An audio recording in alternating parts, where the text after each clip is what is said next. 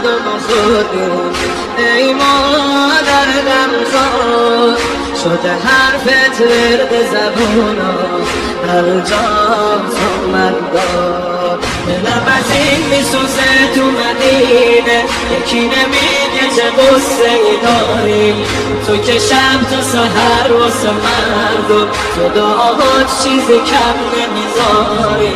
جوری فتنه شده که تو حتی میون خوبا میاری نداری. نگرانم من واسه این زخما، نگرانم شد خونه نفسا. مظلوم مادر بیکس مادر، میدوی تو کوچه یه نفس مادر، نفسش هیدر هیدر هیدر هیدر هیدر هیدر جان دلم هیدر، مال هیدر میدوی از سینه اش رو میزدی.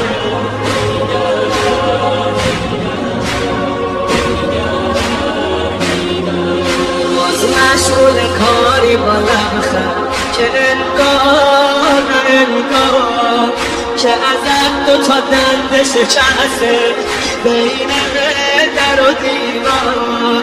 چرا برات نگران نباشم که نفست گاهی بر نمیگرده.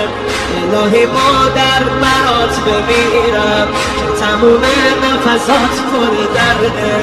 اون دستای مهربونه دیگه موهامونو شونه بکرده. چی شده پهلو کبوده بازود، چه فرق داره گوشه ابرود. ای جان مادر بیکس مادر، چی شده پهلو کبوده بازود، چه فرق داره گوشه ابرود. ای جان مادر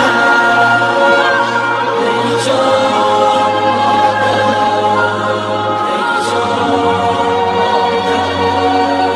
ای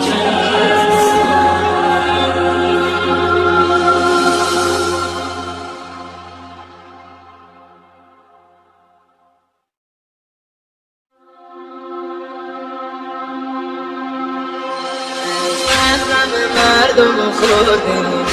ای مادر غمخوار شده حرفت ورد زبونا، هر جا زمت دار.